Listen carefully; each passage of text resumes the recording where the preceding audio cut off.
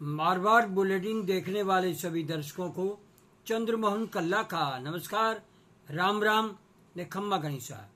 आज के समाचारों में बात करेंगे उस कांग्रेस की जिसने राजस्थान के निर्माण के बाद में लगातार राजस्थान पर राज किया। विशेष तौर से मारवाड़ का वो इलाका जो रियासत काल में जोधपुर, बाड़मेर, जैसलमेर, जालोर, पाली हुआ करता था, उस मारवाड़ में कांग्रेस का सफाया होता चला गया। जो जाट बिरादरी कांग्रेस की हुआ करती थी वो धीरे धीरे कांग्रेस से दूर होती चली गई। उनका वोट बैंक SC/ST भी दूर होता चला गया।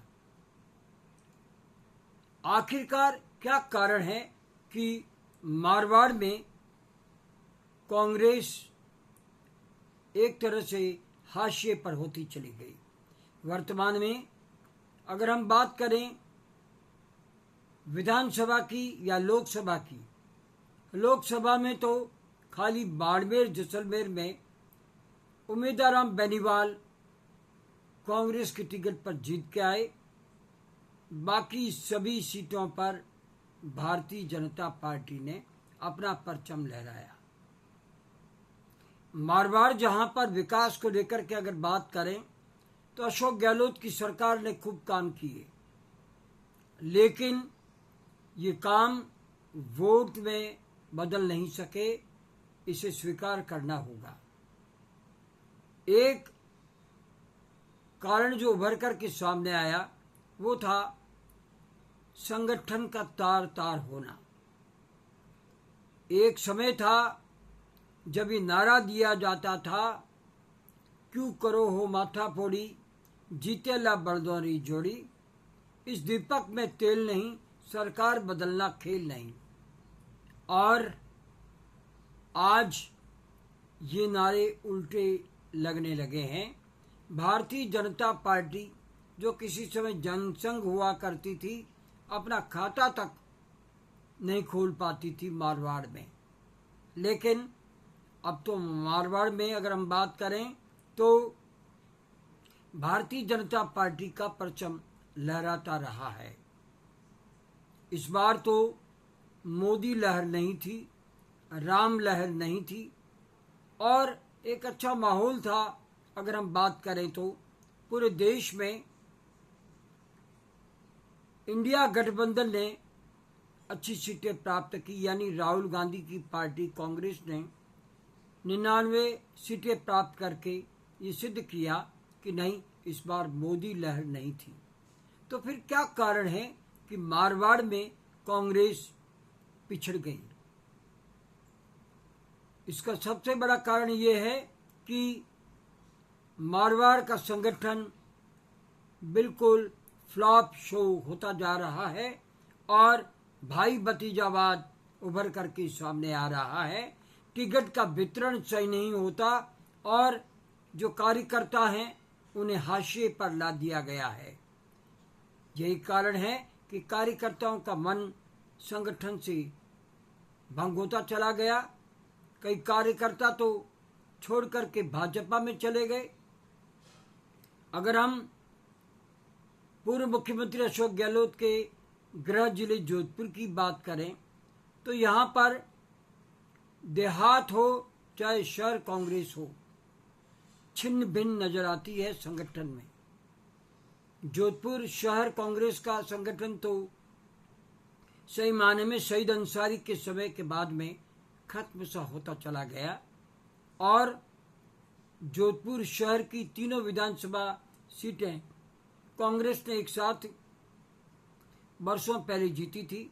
जुगल काबरा, अशोक गहलोत और भंवर बलाई, ये 3 सीटें एक साथ जीत करके जब 1999 में अशोक गहलोत ने सरकार बनाई थी, उसके बाद से अगर हम लगातार देखें, सूरसागर जो कि जनरल सीट हो गई, वहाँ से भाजपा ही जीतती आई है। शहर में भाजपा का परचम लहराता आया है, लेकिन बीच में समीकरण बदलने से कांग्रेस की मनीषा पवार जीत गई।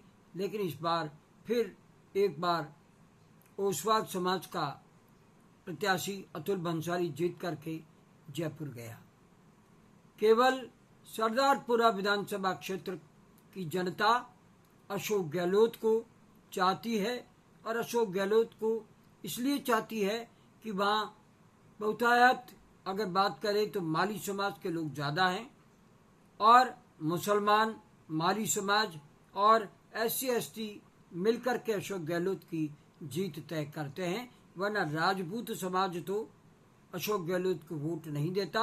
यही कारण है कि 1999 के बाद से लगातार अशोक गहलोत, अगर हम बात करें तो कम लीड से जीतते चले गए, और वर्तमान में भी लीड इतनी अच्छी नहीं कही जा सकती जितनी कि अशोक गहलोत के नाम पर होनी चाहिए। तो फिर इसमें सुधार क्यों नहीं किया जाता? जो जातियां कांग्रेस से बिछड़ गई और नाराज हो गई, उन्हें वापस क्यों नहीं लाया जाता? हालत तो यह है कि जोधपुर शहर में अगर हम बात करें, कई दिग्गज नेता, दिग्गज कार्यकर्ता कांग्रेस छोड़कर के भारतीय जनता पार्टी में जा रहे थे, तो उनको मनाने वाला कोई नहीं था, उन्हें समझाने वाला कोई नहीं था। बात इतनी सी थी, रामेश्वर दादीच सूरसागर से टिकट चाहते थे, और कांग्रेस ने तय कर रखा है कि सूरसागर से अल्पसंख्यक को ही टिकट दिया जाएगा। मेरी जानकारी के अनुसार अल्पसंख्यक कभी भी सूरसागर में जीत नहीं पाया, और हर बार ये सीट भाजपा पुष्करना समाज के प्रत्याशी को देती है और वो जीत करके जाता है। तो ब्राह्मण सीट होने के बाद में भी रामेश्वर दादीच को इग्नोर क्यों किया गया, जबकि वे तीनों विधानसभा क्षेत्रों से चुनकर के मेयर बनने वाले पहले व्यक्ति थे। डॉक्टर अजय त्रिवेदी नाराज होकर के चले गए, उन्हें मनाने वाला कोई नहीं था, कर्मठ कार्यकर्ता थे। और भी कई ऐसे उदाहरण हैं जो कांग्रेस से जुड़े थे, बरसों तक जुड़े रहे, अशोक गहलोत की गुड बुक्स में रहे, लेकिन फायदा उन्हें कांग्रेस संगठन ने कुछ नहीं दिया।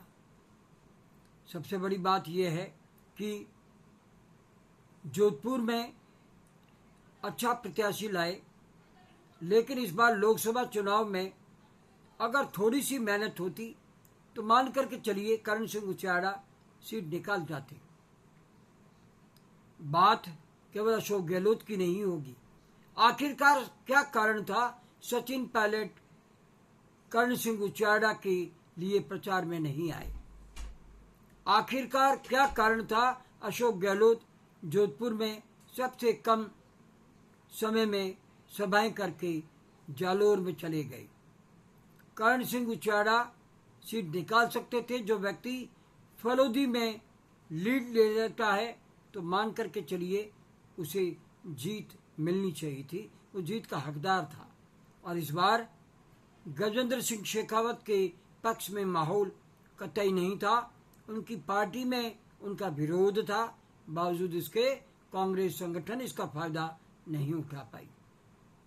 जालोर में वैभव गहलोत अच्छे प्रत्याशी थे, लेकिन जनता ने शायद अशोक गहलोत की बात मार्मिक अपील नहीं सुनी, और ये कहकर के उन्हें वोट नहीं मिले कि ये जालोर के बाहर के हैं। जातिगत समीकरण, जहाँ जाट बिरादरी इस बार पूरी तरह से कांग्रेस के साथ थी, जालोर में जाटों ने वैभव गहलोत का साथ नहीं दिया। और सबसे बड़ी बात यह है कि अशोक गहलोत के इर्द गिर्द जो भी नेता जालोर में थे और वैभव गहलोत के लिए काम कर रहे थे, उनकी खुद की भी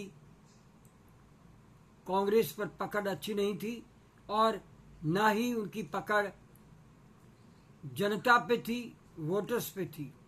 केवल अशोक गहलोत के इर्द गिर्द होकर के वे जताना चाहते थे कि वे अशोक गहलोत के करीबी आदमी हैं, और जब तक अशोक गहलोत की सरकार थी उन्होंने जो कर्मठ कार्यकर्ता थे उन्हें साइडलाइन करते चले गए।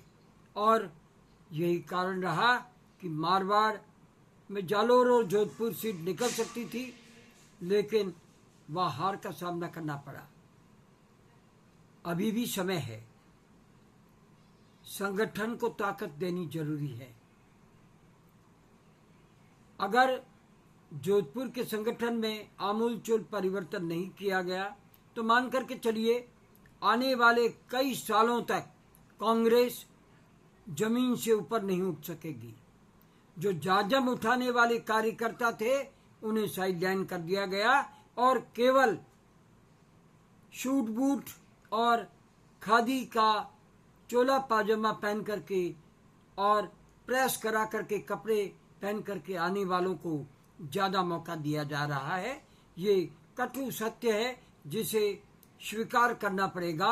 जोधपुर कांग्रेस के संगठन में आमूलचूल परिवर्तन की जरूरत है, और जालोर में हार का कारण भी जालोर कांग्रेस संगठन मानी जा सकती है, क्योंकि अशोक गहलोत ने पूरा समय जालोर में बिताया, और अशोक गहलोत जैसा नेता जिसने मारवाड़ के लिए काफी कुछ किया, ये समय था जालोर की जनता को अशोक गहलोत का कर्ज चुकाने का, लेकिन उन्होंने भारतीय जनता पार्टी का साथ दिया।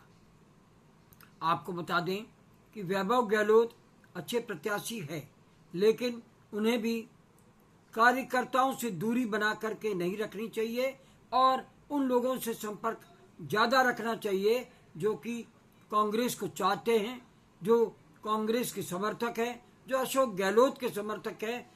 उनसे दूरी नहीं बनानी चाहिए।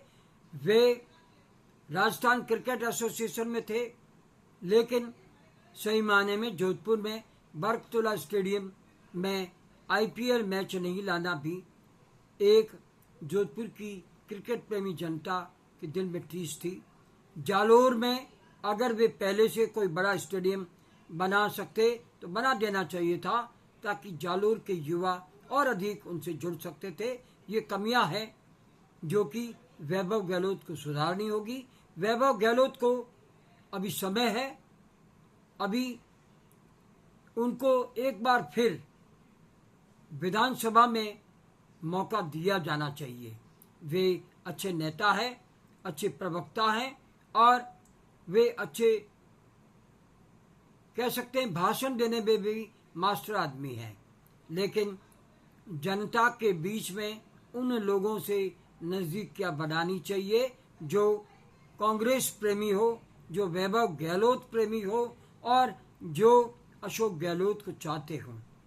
तो वैभव गहलोत कुछ कर सकते हैं, वरना पाली में भी देखिए कि अच्छा प्रत्याशी खड़ा किया संगीता बेनीवाल, लेकिन उनके लिए बड़े नेताओं ने बहुत ज़्यादा जोर नहीं लगाया और उसे अकेला छोड़ दिया।